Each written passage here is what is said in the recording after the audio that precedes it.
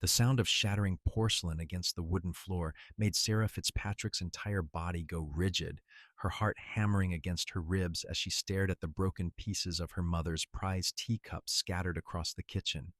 She was 21 years old, and still that familiar dread crawled up her spine like spiders whenever something went wrong in her father's house.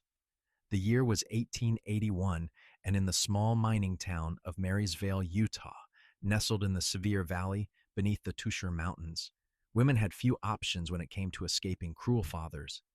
Sarah! Her father's voice boomed from the next room, and she could hear his heavy boots striking the floorboards as he approached. Gerald Fitzpatrick was a hard man, made harder by years working in the silver mines that dotted the mountains around their town. He had lost his wife to fever 3 years prior, and whatever gentleness he might have once possessed had died with her. She dropped to her knees immediately, frantically trying to gather the broken pieces, her hands trembling so badly that she cut her finger on a sharp edge. Blood welled up, bright red against her pale skin, but she barely noticed as the kitchen door slammed open. "What did you do?" His face was already red, his jaw set in that terrible way that meant she had perhaps 5 seconds before his hand would connect with her face or back or wherever he decided she deserved to be struck. "I am sorry, Papa. I was just trying to wash it and it slipped. I did not mean to. Please, I will clean it up right now and—" The blow came fast, his open palm catching her across the cheek, with enough force to knock her sideways. Her temple struck the edge of the iron stove, and stars burst across her vision. "That was your mother's cup, the only thing of value she left behind, and you destroyed it with your carelessness." Another strike, this one to her shoulder as she tried to curl into herself. "You worthless, clumsy girl. Can you do nothing right?" Sarah tasted blood in her mouth but kept silent, knowing that any protest would only make it worse. She had learned that lesson years ago. Her father's rage would burn itself out faster if she simply endured. When he finally stormed out of the kitchen, likely heading to the saloon to drink away his anger, Sarah remained on the floor for a long moment, her cheek throbbing and her shoulder screaming in pain. Slowly, carefully, she pulled herself up and continued cleaning the broken porcelain, her tears mixing with the blood from her cut finger as she worked. This was her life, and had been for as long as she could remember. Every small mistake, every minor error brought punishment. Burnt toast meant a beating. Wrinkled shirts meant hours of being screamed at and shoved against walls. A speck of dust on the mantel meant being locked in the root cellar overnight. Her father saw failure in everything she did, and he made certain she paid for each one. That night, Sarah lay in her narrow bed in the small room at the back of the house, staring at the ceiling and listening to her father's drunken snoring from his room down the hall. Her face ached, and she knew there would be bruises tomorrow. She would have to stay inside for a few days, as she always did after these episodes, until the marks faded enough that she could venture into town without drawing too much attention. Not that anyone would help her if they noticed. This was 1881 in a rough mining town, and what a man did to his own daughter in his own home was considered his business. The law would not interfere unless he killed her, and even then it would likely be ruled an accident.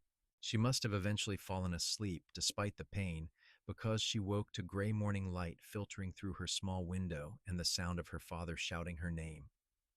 Sarah scrambled out of bed, ignoring the protest of her bruised body, and hurried to start breakfast. Bacon, eggs, coffee, strong enough to strip paint. Any deviation from his preferred breakfast would mean another beating, and her body could not take much more right now. The days passed in their familiar, terrible rhythm.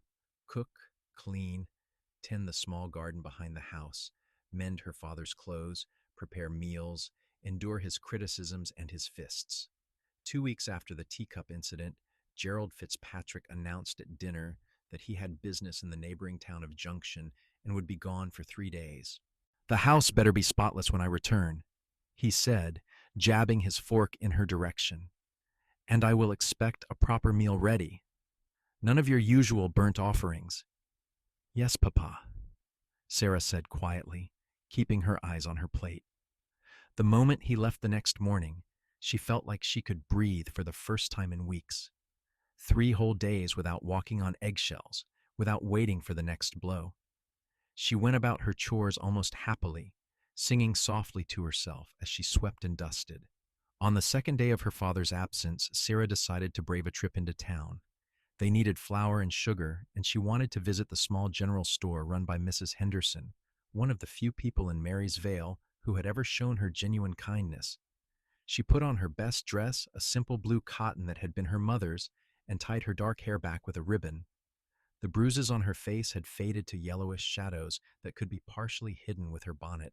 She took the small amount of money her father had left for household expenses and set out on the mile-long walk into town. Marysvale was bustling with activity when she arrived. Miners were coming and going from the hills. Freight wagons rolled down the main street, kicking up dust, and the sound of hammering from the new hotel being constructed filled the air. Sarah kept her head down and made her way quickly to Henderson's general store. She was so focused on not drawing attention to herself that she did not see the man leading his horse until she walked directly into him. The collision sent her stumbling backward, and she would have fallen if strong hands had not caught her arms, steadying her. "Whoa there, miss, are you all right?" Sarah looked up into the face of a man she had never seen before. He was tall, probably in his mid-20s, with sun-bronzed skin and kind gray eyes beneath the brim of a worn cowboy hat. Dark hair curled slightly at his collar, and there was genuine concern in his expression as he looked down at her. "I am fine. I am so sorry. I was not watching where I was going. Please forgive me." The words tumbled out in a rush, and she instinctively pulled away from his grip, her heart racing. Men were dangerous. Men hurt you when you made mistakes.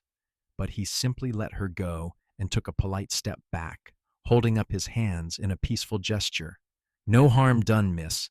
That was as much my fault as yours. My horse here decided to stop right in the middle of the walkway." He patted the neck of a handsome bay gelding that did indeed appear to be blocking the path. Sarah nodded quickly and tried to move around him, but her bonnet had come loose in the collision, and as she reached up to adjust it, the man's expression changed. His eyes had caught the remnants of the bruising on her face. "Miss, are you sure you are all right?" His voice had gentled even further, and there was something in his tone that made Sarah's throat tighten.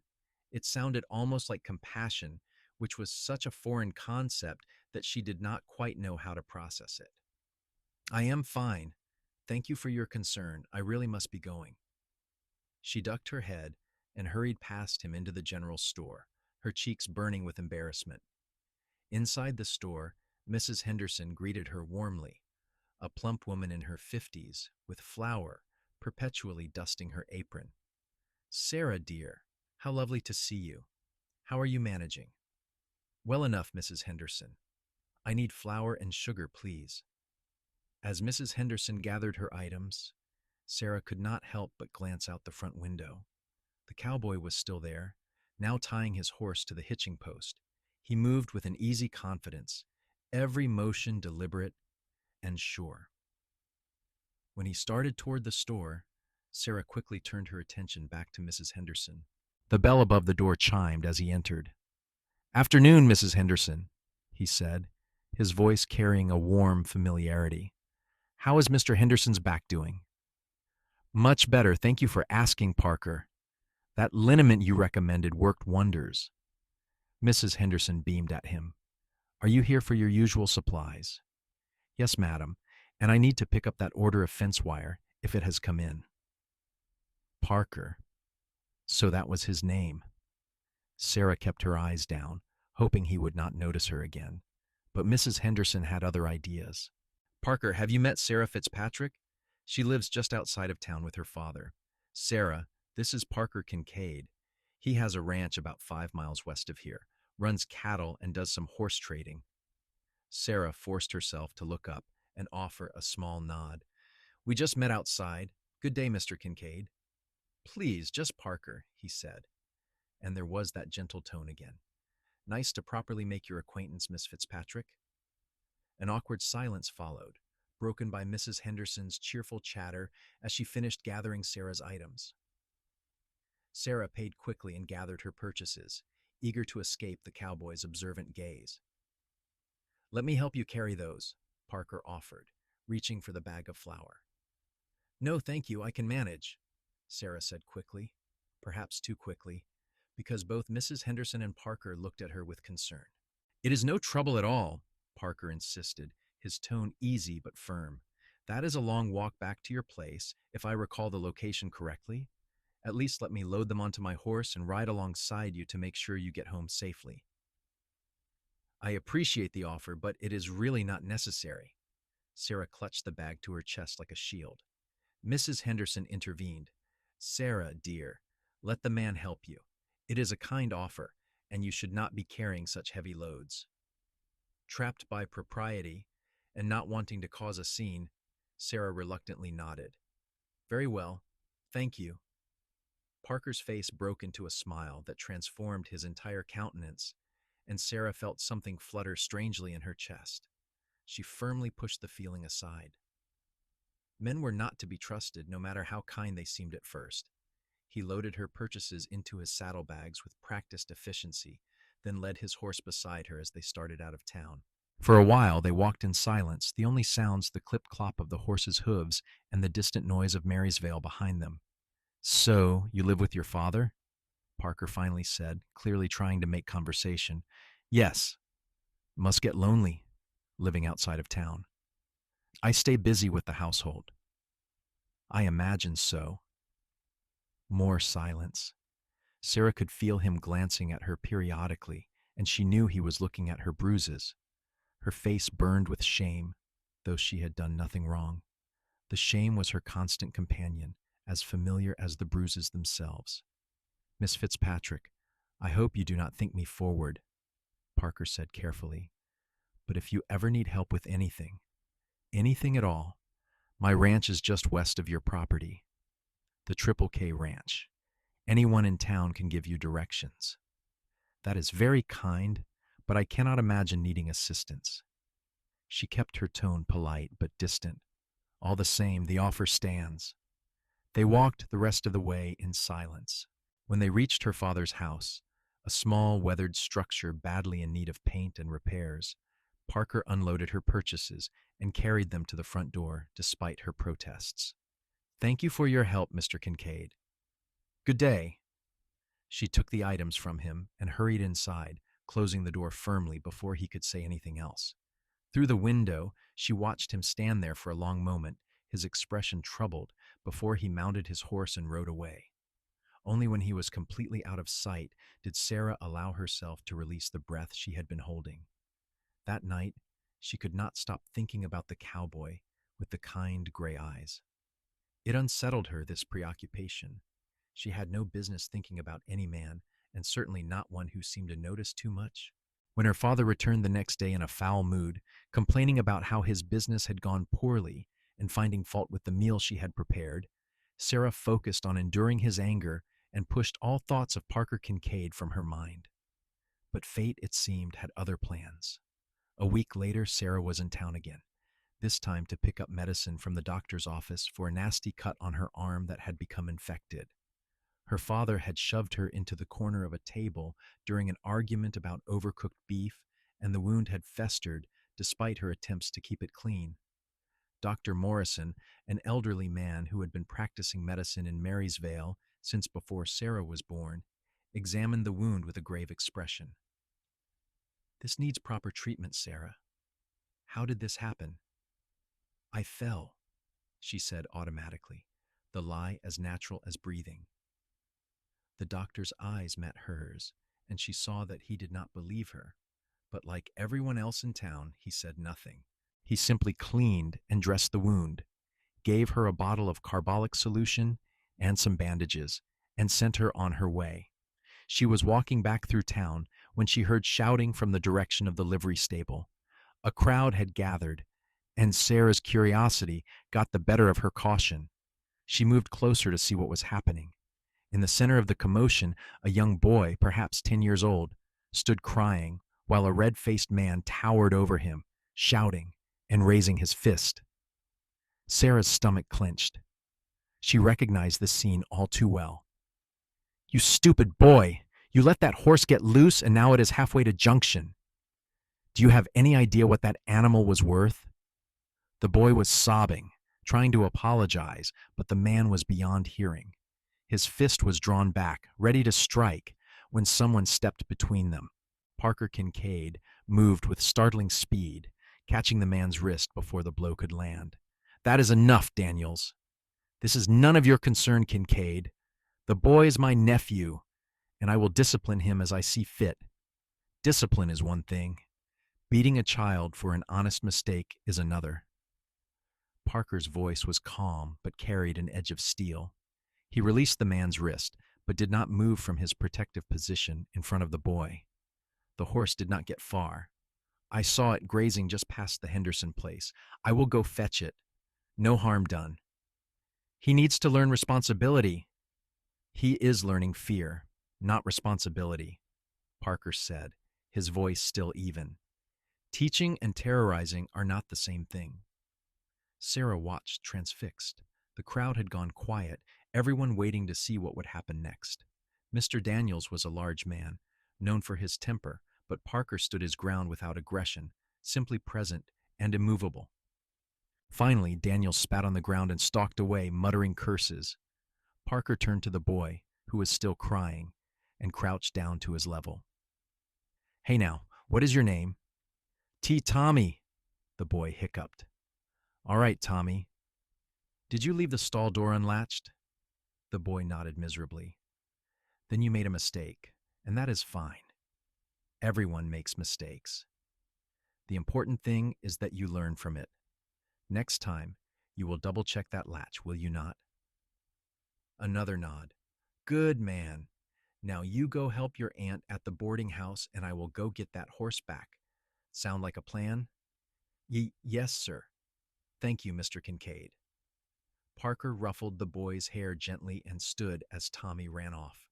The crowd began to disperse, and Sarah found herself standing there, staring at the cowboy who had just done what she had never seen anyone do before: intervene in someone else's punishment. Parker turned and caught sight of her. Recognition lit his features, followed immediately by concern as his eyes went to the fresh bandage on her arm, partially visible beneath her sleeve. "Miss Fitzpatrick, are you all right?" "I am fine," she said automatically, then gestured vaguely toward where the incident had occurred. "That was a kind thing you did." "For the boy," Parker shrugged. "Could not stand by and watch a child be beaten for an accident. Mistakes are how we learn. They are not crimes." Something in Sarah's chest cracked open, just a little. She had never heard anyone express such a sentiment before. In her world, mistakes were indeed crimes, punishable by pain and fear. "That is an unusual philosophy," she said quietly. "Maybe," Parker said, his gray eyes searching her face. "But it is the right one. Children, animals, people in general, they learn better through patience and teaching than through violence." Sarah did not know what to say to that. The idea was so foreign to her experience that it seemed almost fantastical, like something from a fairy tale rather than real life. "I should get home," she finally said, clutching her medicine bottle. "Let me walk with you. I need to go fetch that horse anyway, and it is in the same direction." She wanted to refuse, but the words would not come. Part of her, a part she barely acknowledged, wanted his company, wanted to be near someone who spoke of mistakes with such gentleness. They walked together, Parker leading his bay gelding. He did not press her with questions or demand conversation, simply maintained a comfortable presence beside her. As they passed the edge of town, Parker cleared his throat. "Miss Fitzpatrick, I hope I am not overstepping, but I have to say this. If you ever find yourself in a situation where you need help, where you need to get away from something or someone, my ranch is always open to you. No questions asked, no judgment." Sarah stopped walking and stared at him. "Why would you say such a thing?" "Because I have eyes and I can see that you are hurting. And not just from falling, I would wager." Hot tears burned behind her eyes, but she blinked them back furiously. You presume too much, Mr. Kincaid. My life is my own business. You are right, and I apologize, he said, but his voice remained gentle rather than defensive.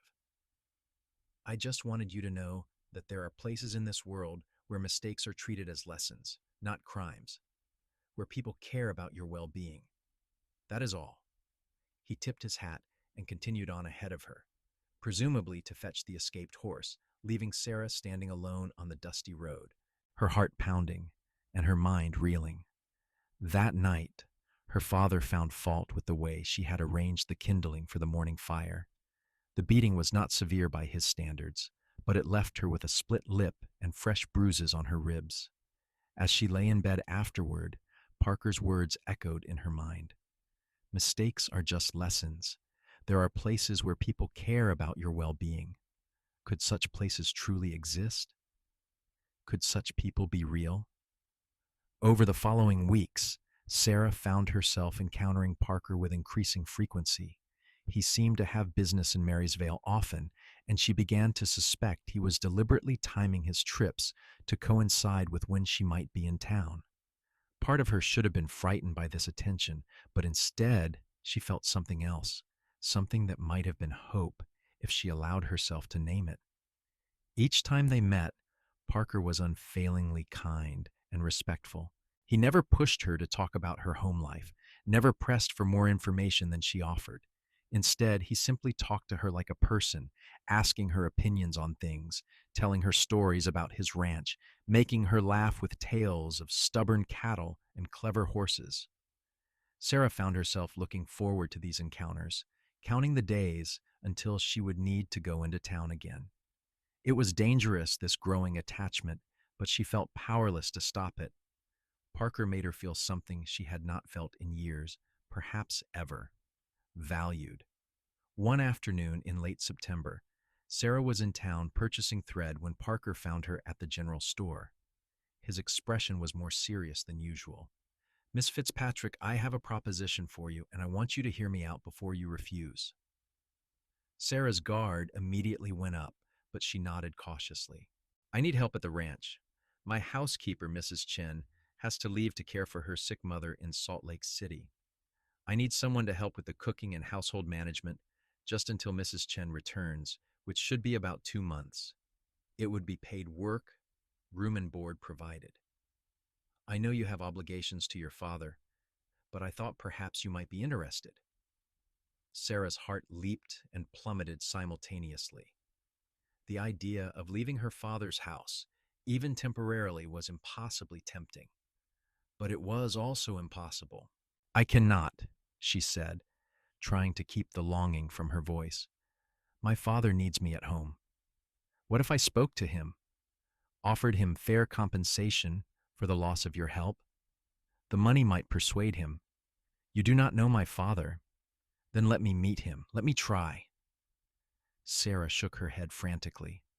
No, he would never agree, and even suggesting it would make things worse for me. Please, Mr. Kincaid, I appreciate the thought, but it is impossible. Parker looked like he wanted to argue further, but held back. All right, I will respect your decision, but the offer stands if you change your mind. That evening, as Sarah prepared dinner with her split lip throbbing and her ribs aching with each breath, she allowed herself to imagine what it would be like to live at the Triple K Ranch, to wake up without fear, to make a mistake and have it treated as a lesson rather than a crime. The fantasy was so beautiful it hurt worse than any blow her father had ever dealt. The next day, her father announced he would be traveling to Salt Lake City for a mining investors meeting and would be gone for 10 days. 10 whole days of freedom. Sarah felt giddy with relief. 2 days after he left, Sarah made a decision that would change everything. She put on her best dress, the blue one that had been her mother's, and walked to town with a specific purpose. She asked around until she found directions to the Triple K Ranch, then hired a wagon from the livery stable, driven by an elderly man named Mr. Peterson, who agreed to take her. Her heart hammered the entire 5-mile journey. What was she doing? This was madness. She should turn back. But she did not. The Triple K Ranch was beautiful, sprawling across a green valley with the mountains rising behind it. The house was a solid, well-maintained structure, and she could see cattle dotting the distant fields. Several outbuildings, including a large barn, were arranged in a neat cluster. Parker was working with a horse in the corral when the wagon arrived. He looked up in surprise, then quickly handed the lead rope to a ranch hand and strode over. Miss Fitzpatrick, is everything all right? My father is away for 8 more days, Sarah said, the words coming out in a rush. If your offer still stands, I could work for you until then. It would not be the full 2 months, but it would be something. Parker's entire face lit up. The offer absolutely still stands.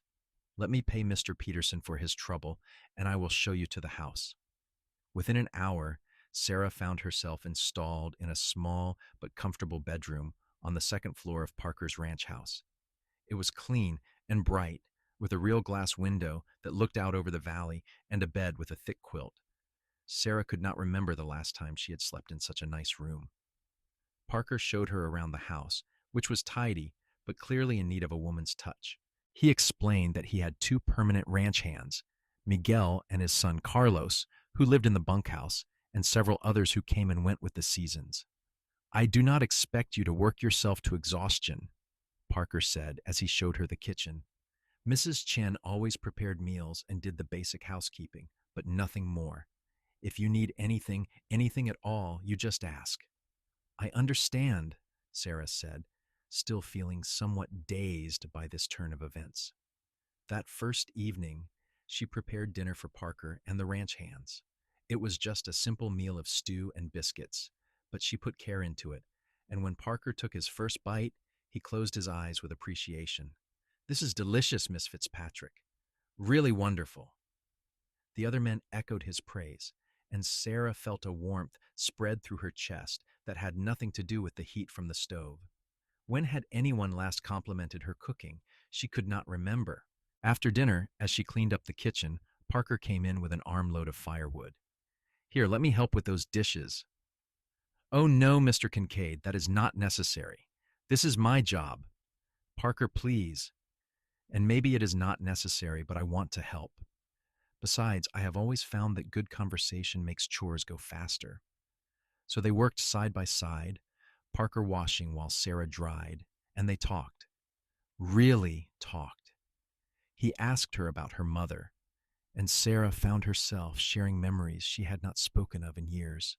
Her mother's love of flowers, the way she hummed while she worked, her gentle hands. She sounds like she was a wonderful woman, Parker said softly. She was. Everything got harder after she died. Parker was quiet for a moment, then said, My mother died when I was 15. It was just me and my father after that. He was a good man, ran a small ranch in Colorado, taught me everything about horses and cattle, but more importantly, he taught me about treating people and animals with respect. He always said that fear might get you obedience, but respect gets you loyalty. He sounds like a wise man. He was. I lost him 5 years ago, but I try to live by his principles. They continued talking long after the dishes were done, sitting at the kitchen table as the sun set outside. Sarah learned that Parker was 26, had bought the Triple K Ranch 3 years ago with money he had saved from years of working as a trail hand, and that his dream was to build it into one of the finest cattle operations in Utah. What about you? Parker asked. What are your dreams, Miss Fitzpatrick? No one had ever asked her that before. Sarah had to think about it. I suppose I just dream of peace, of a life without fear. It probably sounds simple. It does not sound simple at all, Parker said, his gray eyes intense in the lamplight. It sounds like the most important thing in the world. Over the next several days, Sarah fell into a routine at the Triple K Ranch that felt almost surreal in its normalcy. She woke each morning without dread, prepared meals that were met with appreciation rather than criticism, and spent her days maintaining the household at a comfortable pace rather than the frantic, fearful rushing she was used to. Parker was unfailingly kind, but more than that, he was patient. When she accidentally burned the bacon one morning, she had frozen, her entire body bracing for the blow that must surely come. Instead, Parker had simply smiled and said, "That is all right. I like it crispy anyway. Besides, now you know to watch the heat a bit closer. No harm done." She had stared at him in disbelief, waiting for the other shoe to drop, but it never did. He just ate the burned bacon without complaint and went about his day. When she knocked over a pitcher of water at lunch, soaking the tablecloth, her hands had started shaking uncontrollably as she scrambled to clean it up. Parker had simply gotten towels and helped her mop it up. "Accidents happen," he had said calmly. "This tablecloth needed washing anyway." Each small incident, each mistake that passed without punishment, slowly began to unravel something tight and terrified that lived in Sarah's chest. She began to move through the house with less fear, began to breathe a little easier. On the fourth day, Parker asked if she would like to see the ranch properly. "I need to ride out and check on the herd in the north pasture. Would you like to come along? I can saddle up Daisy. She is the gentlest horse I own."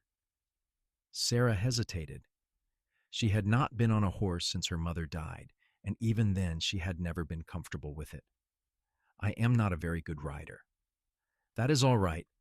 Daisy is very forgiving of mistakes, and I will be right beside you the whole time." So Sarah found herself on horseback for the first time in years, sitting atop a placid gray mare while Parker rode beside her on his bay gelding. True to his word, Daisy was patient and steady, even when Sarah's inexperience showed.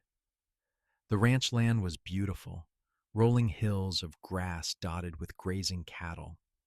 The September air was crisp and clean, scented with sage and earth. Sarah found herself relaxing into the rhythm of the horse's gait, even enjoying the experience. "You are doing great," Parker said, smiling at her. "A natural horsewoman." "I think Daisy deserves all the credit," Sarah replied, but she could not help smiling back.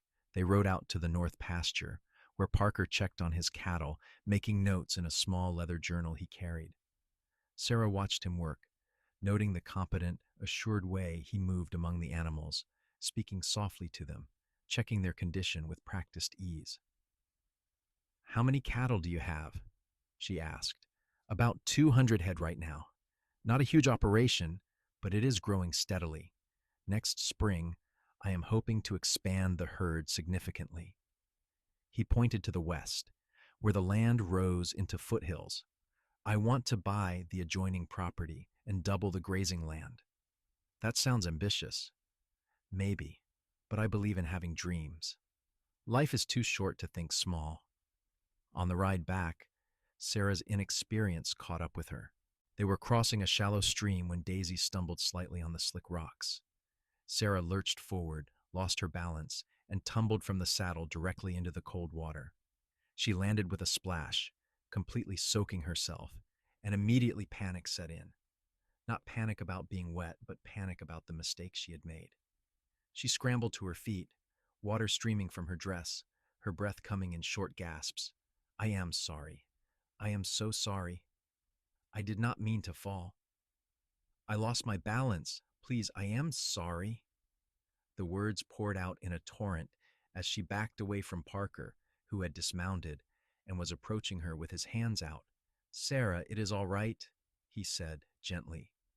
"You are not hurt, are you?" "I fell off. I ruined the saddle. I am all wet. I am sorry." She was shaking now, and not from the cold water. Parker stopped a few feet away from her, his expression sad and understanding. "Sarah, listen to me. You made a mistake. That is all. Just a mistake. You were doing so well, and you hit a tricky part of the stream, and you fell. It happens to everyone. I have fallen from horses more times than I can count. The saddle is fine. You are fine. There is nothing to apologize for. But I messed up," she whispered, tears now mixing with the stream water on her face. "Yes, you did. And you know what? That is how you learn. Next time you will know to grip tighter when crossing water. That is a lesson, not a failure. Do you understand the difference?" Sarah stared at him, her breathing slowly evening out. I'm trying to. I know you are, Parker said softly. And I am proud of you for trying. Those words, that simple statement of pride, broke something open in Sarah. She started crying in earnest then, great sobbing tears that she could not control. Parker moved closer, and when she did not pull away, he gently put his hand on her shoulder. It is all right, he said quietly. Let it out. You are safe here. When her tears finally subsided, Parker helped her back onto Daisy, and they rode back to the ranch house. He insisted she change into dry clothes immediately and warm up by the fire while he made tea. As she sat wrapped in a blanket, sipping the hot beverage he had prepared, Sarah felt something shift inside her. It was small, barely perceptible, but it was there. A tiny spark of belief that maybe, just maybe, life did not have to be defined by fear and punishment. That evening they sat on the porch as the sun set, painting the mountains in shades of gold and purple. Parker told her more stories about his father, about growing up on a ranch, about the hard lessons of losing cattle to drought and predators, but also the rewards of seeing the herd thrive. Why are you so kind to me? Sarah asked suddenly. You barely know me. Parker was quiet for a long moment, watching the sunset. I suppose because everyone deserves kindness, especially people who have not had enough of it in their lives, and because when I look at you, I see someone strong and brave, even if you do not see it yourself yet. I am not brave. You are here, are you not? You took a chance, left your father's house to come work here. That took courage. Or desperation. Maybe both, Parker allowed. But courage often comes wrapped in desperation. That does not make it less real. On the 6th day of her stay at the Triple K Ranch, Sarah was hanging laundry in the yard when she heard a commotion from the barn. She hurried over to find Parker and Carlos struggling with a horse, a young chestnut stallion that was rearing and kicking in the corral. What happened? She called. He got into some loco weed, Parker shouted back, his voice strained as he tried to control the lead rope. We need to get him into the barn where he cannot hurt himself until it wears off. Sarah watched, her heart in her throat, as Parker and Carlos worked together with infinite patience to guide the distressed animal. Parker never raised his voice, never struck the horse despite the danger it posed. He just spoke in calm, steady tones, waiting for opportunities to guide the stallion rather than force it. It took nearly an hour, but eventually they got the horse safely into a stall where it could recover without injuring itself or others. Parker emerged from the barn, sweating and exhausted, with a nasty scrape on his arm where the horse had pinned him against the fence. Let me clean that, Sarah said immediately, taking his arm and examining the wound. It is just a scratch. It needs to be cleaned properly, or it will get infected, she insisted, leading him to the house. In the kitchen, she carefully cleaned the scrape with the carbolic solution she recognized from her own recent injury. As she worked, Parker watched her face. You are good at this, he said. I have had practice, she replied without thinking, then realized what she had revealed. Parker's hand came up to gently touch her chin, tilting her face so he could see her eyes. Sarah, what happens when you go back home in 2 days? I do my job, she said simply. And if you make a mistake? She did not answer, but she did not need to. They both knew. Stay here, Parker said, his voice intense. Do not go back. Stay here at the ranch, not as temporary help, but permanently. I will pay you a fair wage, you will have room and board, and you will never have to fear being hurt for an accident again. I cannot just abandon my father. Your father is abandoning you every time he raises his hand to you, Parker said, his voice firm but not angry. You owe him nothing, Sarah, especially not your safety and well-being. You do not understand. He is all I have. No, he is not, Parker said softly. You have yourself. And if you let me, you could have a friend in me. Maybe more than a friend if you wanted. Sarah's heart stopped. What are you saying? I am saying that over these past 6 days, I have come to care about you deeply. I look forward to seeing your smile at breakfast. I love hearing your thoughts on things. I admire your strength and your kindness despite everything you have endured. And I would be honored if you would consider staying here, not just as an employee, but as someone I am courting, someone I hope might one day feel about me the way I feel about you. Sarah stood up abruptly, stepping back from him. You cannot possibly feel that way. You barely know me. I know that you sing softly when you think no one is listening. I know that you sneak extra biscuits to the ranch dogs when you think I do not see. I know that you have a sharp wit and a kind heart. I know that you deserve so much better than what you have had. And I know that when you smile, really smile without fear, it is the most beautiful thing I have ever seen. Tears were streaming down Sarah's face again. I am broken, Parker. I am afraid all the time. I do not know how to be any other way. You are not broken, he said fiercely, standing and moving closer but not touching her. You are wounded, but wounds can heal. Let me help you heal. Let yourself have a chance at happiness. What if my father comes looking for me? Then I will handle it. I will not let him hurt you again, I promise you that. Sarah wanted to believe him. She wanted to believe that this could be real, that she could have this life. But fear was such an old companion, so deeply rooted that she could not quite let herself accept it. I need time to think, she whispered. Take all the time you need, Parker said. But please think about it seriously. Think about what you want, not what you think you should do or what you are afraid might happen. Think about what you actually want for your life.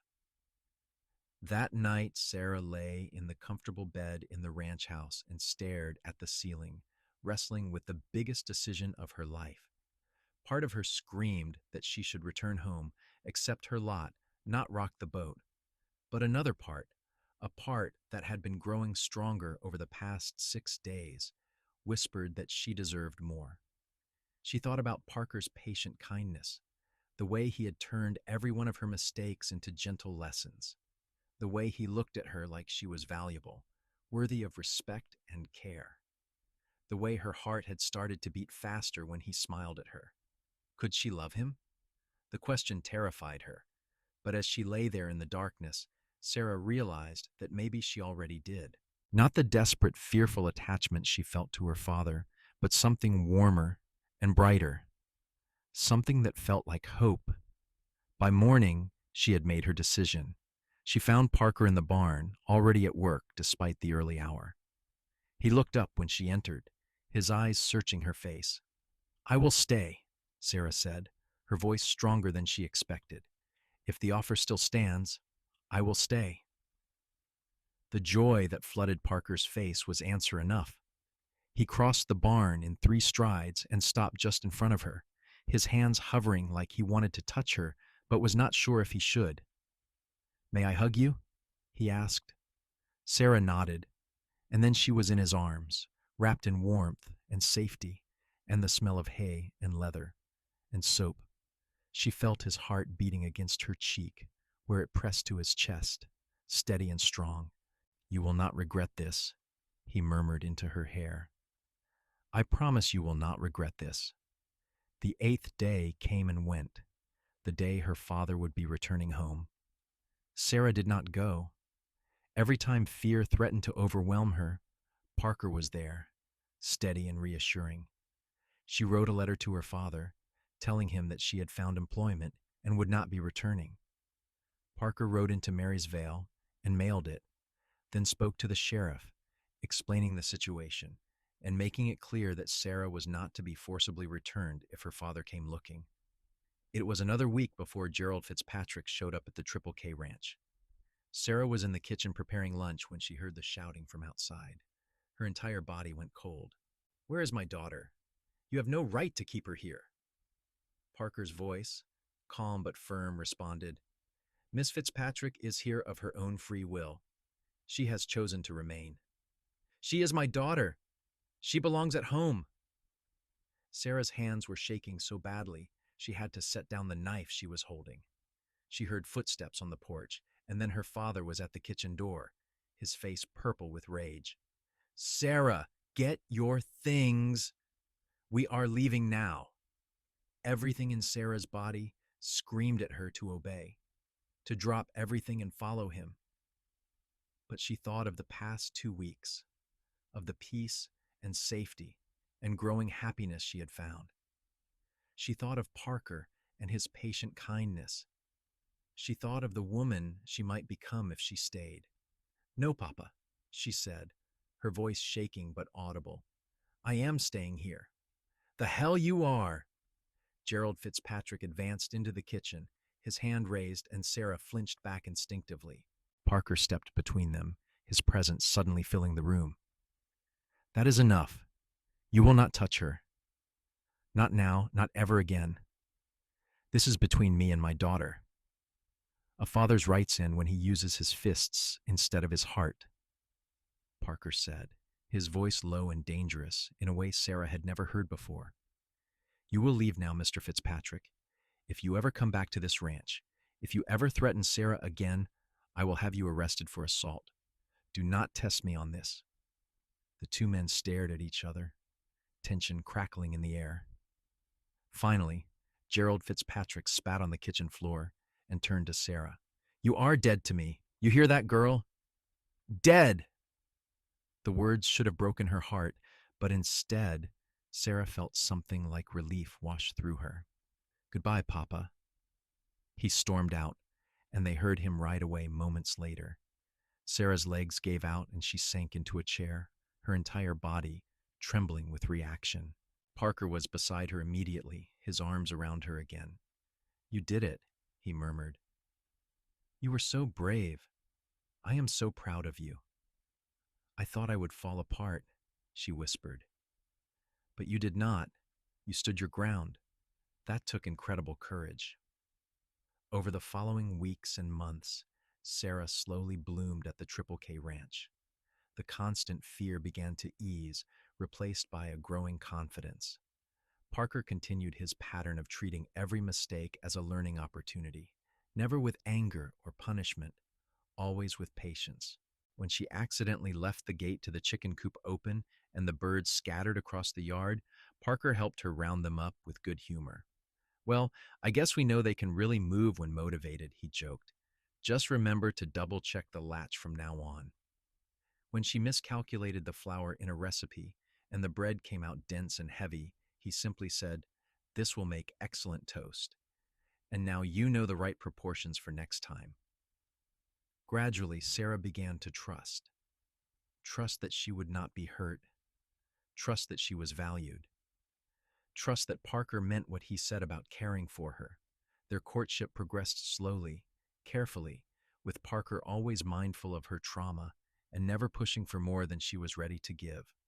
Their first kiss happened on a cool October evening, 2 months after she had come to stay. They were sitting on the porch watching the stars, and Sarah had been telling him about her mother's flower garden. I wish I could have met her, Parker said. She clearly passed her strength and beauty on to you. Sarah turned to look at him, struck by the sincerity in his voice. Do you really see me that way? As strong and beautiful?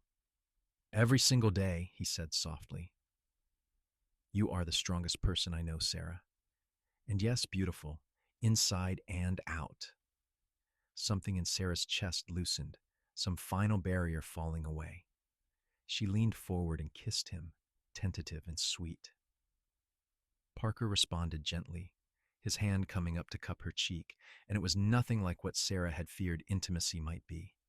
It was warm and tender and felt like coming home.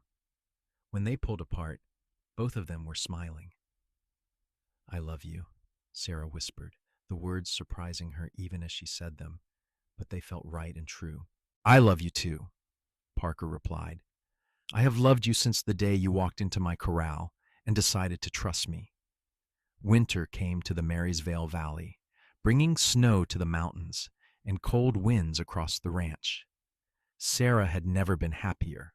She and Parker fell into an easy rhythm, working side by side to maintain the ranch through the harsh season. The physical affection between them grew naturally, always respectful, always based on mutual desire and consent. On Christmas morning, Parker presented Sarah with a small box. Inside was a simple gold ring set with a small sapphire. Sarah Fitzpatrick, would you do me the honor of becoming my wife? I promise to treat you with respect and kindness all the days of my life. I promise that mistakes will always be lessons in our home, never crimes. I promise to love you and protect you and build a life with you where you can always feel safe. Sarah did not hesitate. Yes, 1,000 times yes. They were married in early January of 1882 in a simple ceremony at the small church in Marysvale. Mrs. Henderson stood as Sarah's witness, weeping happy tears. Miguel and Carlos stood with Parker. Sarah wore a new dress that Parker had commissioned, white cotton with blue embroidery that matched her ring. As they stood before the minister and said their vows, Sarah felt the last chains of her old life fall away. She was no longer her father's punching bag, no longer defined by fear and pain. She was Parker Kincaid's wife, a woman building a life based on trust and mutual respect and love. Their wedding night was gentle and tender, with Parker taking every care to make sure Sarah felt safe and cherished. Any fears she might have had about intimacy dissolved in the face of his patient devotion. This was nothing like the violence and control she had grown up witnessing. This was love, real and true and transformative. The years that followed were full and rich. Sarah continued to work alongside Parker on the ranch, discovering a talent for working with horses that surprised them both. She found that she had her mother's way with growing things and started a large garden each spring that provided vegetables for the household. There were still hard moments. Sometimes Sarah would flinch at sudden movements or freeze when something broke, but Parker was always patient, always understanding, and gradually those moments became fewer and farther between. In the spring of 1883, Sarah discovered she was pregnant. The news filled her with joy, but also fear. What if she was like her father? What if she did not know how to be gentle with a child? Parker held her as she cried these fears. "You are nothing like him," he said firmly. "You have the biggest heart of anyone I know. You will be an amazing mother." Their first child, a son they named Paul, was born in December of 1883. Sarah fell in love with him instantly, this tiny, perfect person who depended on her completely. As she held him for the first time, she made a silent vow that he would grow up knowing love, not fear, that his mistakes would be met with patience and teaching, just as Parker had taught her.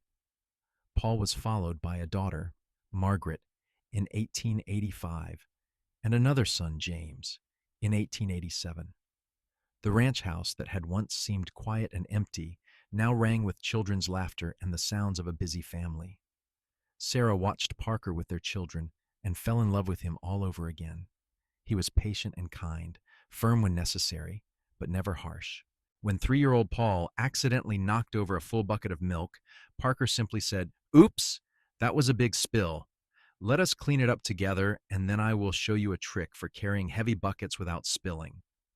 When Margaret struggled to learn her letters and got frustrated, Parker sat with her for hours, turning the lesson into a game, celebrating each small victory. When James broke a window while throwing a ball, Parker used it as a teaching moment about being careful where you play, then showed his son how to replace the glass. Sarah's children grew up confident and secure, knowing that their parents loved them unconditionally. They made mistakes, as all children do, but they learned from them without fear.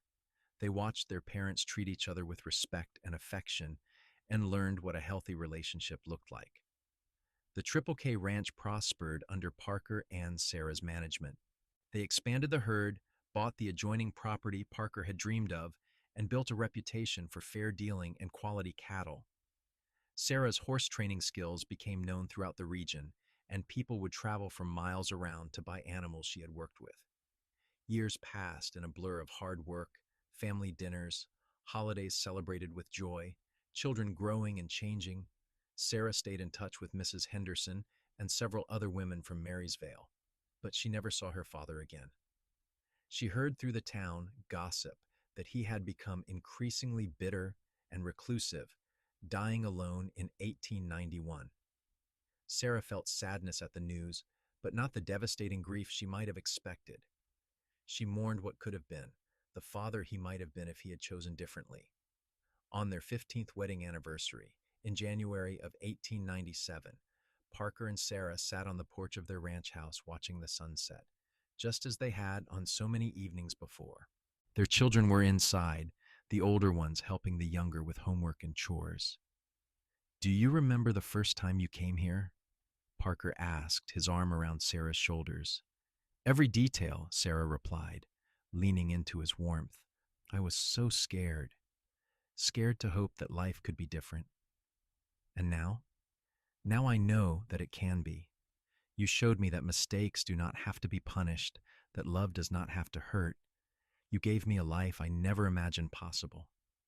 Parker kissed the top of her head. "You gave yourself that life, Sarah. You made the choice to stay, to trust, to be brave. I just provided the opportunity." "We both made each other better," Sarah said. "That is what love does."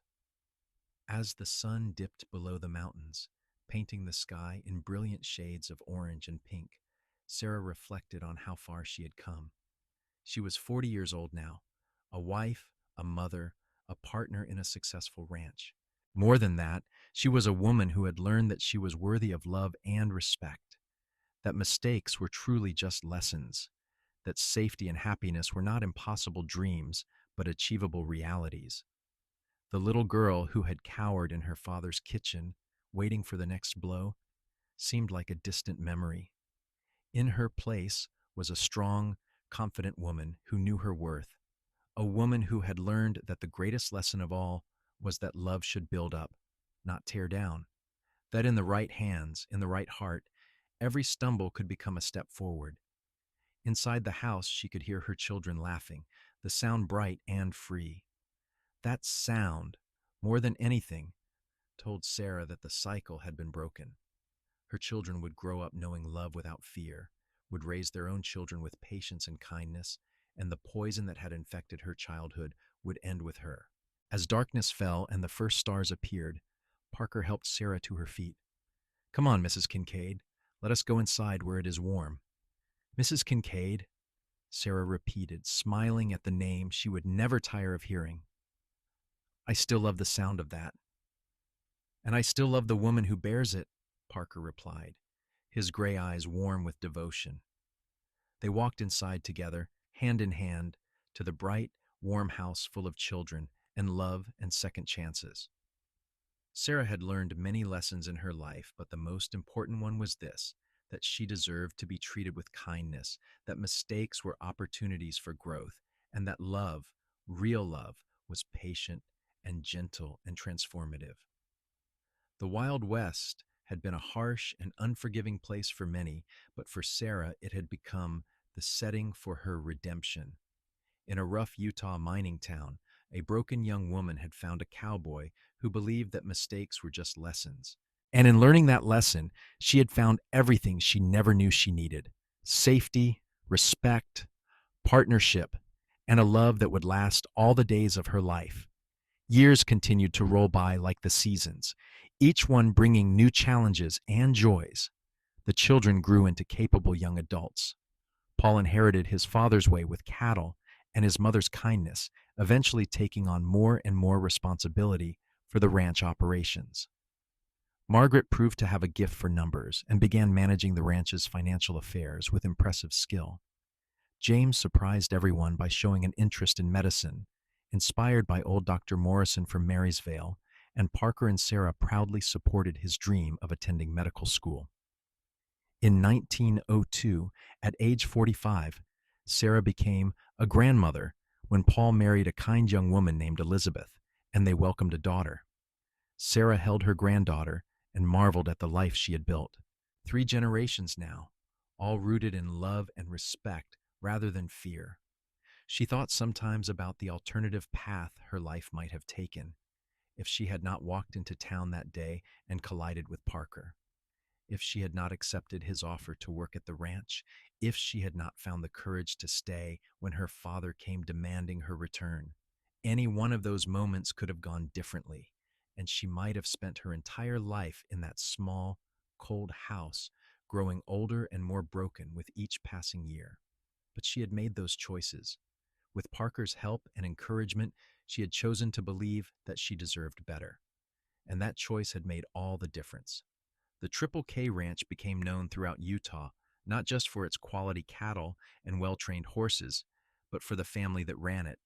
The Kincaids had a reputation for fairness, for treating their workers with respect, for giving people second chances. More than one young person running from a hard situation found refuge at the ranch, just as Sarah once had. Parker often told Sarah that she had the biggest heart of anyone he knew, always ready to help someone in need. She would laugh and tell him that she just remembered what it was like to need help, to need someone to believe in her when she could not believe in herself. On quiet evenings, when the work was done and they sat together on the porch, Sarah would sometimes share stories with her children and grandchildren about the old days.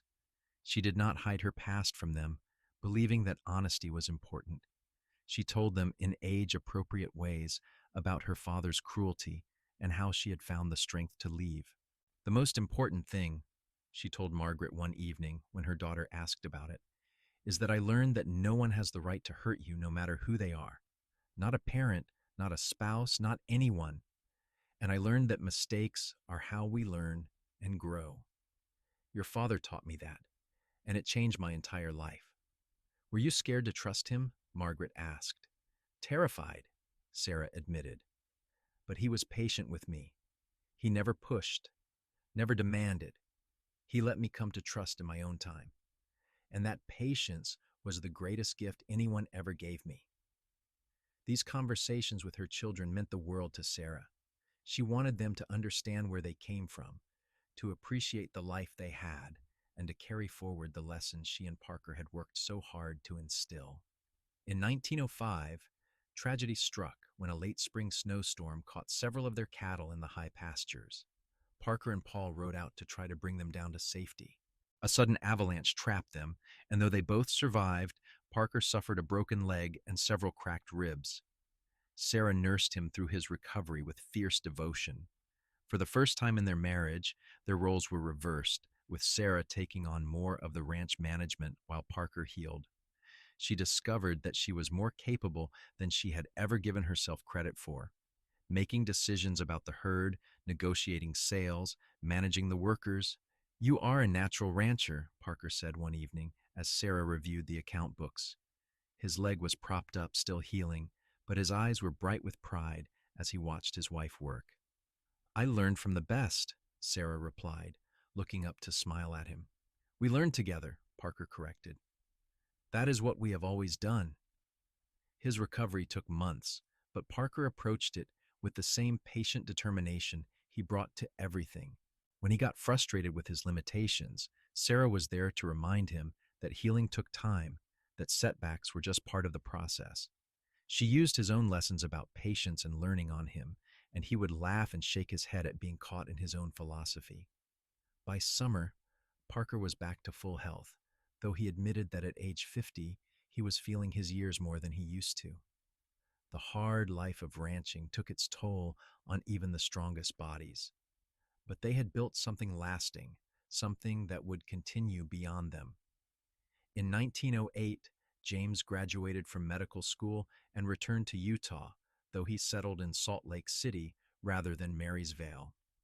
Sarah and Parker made the trip to visit him whenever they could, proud beyond measure of what their youngest son had accomplished. Margaret married in 1909, choosing a school teacher named Robert who shared her love of books and learning. They settled on a small property near the Triple K Ranch, close enough for regular visits but far enough for their own independence. The ranch that had once been Parker's alone was now a true family enterprise, with Paul and Elizabeth living in a house they had built on the southern portion of the property, Margaret and Robert nearby, and James visiting whenever his medical practice allowed. On their 30th wedding anniversary in January of 1912, Parker and Sarah renewed their vows in a small ceremony attended by family and close friends. Sarah was 55 now, her dark hair threaded with silver, lines around her eyes that came from years of smiling. Parker was 59, his hair gone gray, but his eyes were still that same gentle gray that had first caught Sarah's attention decades ago. 30 years ago, you saved my life, Sarah said in her vows. Not just by offering me a place to stay, but by showing me that I was worth saving. You taught me that mistakes are lessons, that love should be gentle, that I deserved respect and kindness. Every day with you has been a gift, and I would choose you again and again and again. Parker's voice was thick with emotion when he replied, You gave my life meaning, Sarah. This ranch, this land, it was just property until you came and made it a home. You brought laughter and love and purpose. You made me a better man. I loved you then. I love you now, and I will love you until my last breath. There was not a dry eye in the room.